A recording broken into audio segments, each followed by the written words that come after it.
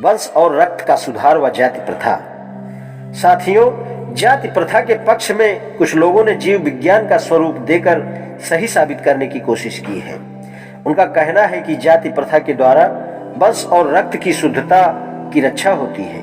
इस संबंध में एथनोलॉजिस्ट वैज्ञानिकों की राय है कि शुद्ध रक्त या शुद्ध प्रजाति के लोग अब दुनिया में कहीं भी मौजूद नहीं है और सब भागों में सभी जातियों ने मिश्रण या मिलावट हो चुकी है। भारत के लोगों के संबंध में तो यह विशेष तौर से सही है।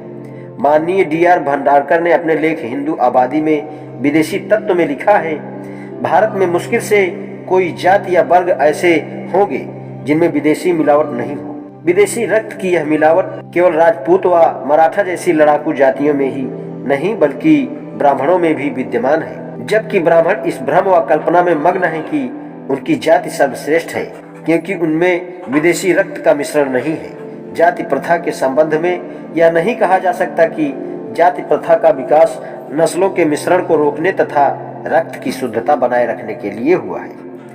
ऐतिहासिक सच्चाई यह है कि जातियों की उत्पत्ति उस समय के बहुत बाद में शुरू हुई जब भारत की अलग अलग नस्लें रक्त और संस्कृति के कारण अलग थलग हो चुकी थी, अर्थात यहाँ के लोगों में रक्त व संस्कृति के विदेशी तत्व पहले ही घुल मिल चुके थे।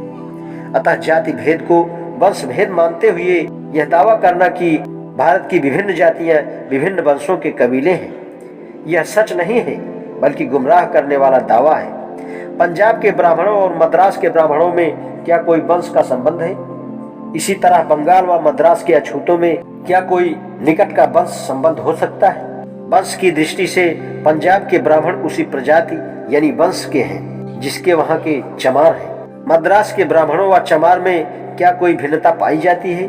इसी प्रकार मद्रास के ब्राह्मणों तथा पेरिया अछूतों का वंश एक है। जाति प्रथा वंश के विभाजन की सीमा तय नहीं करती है।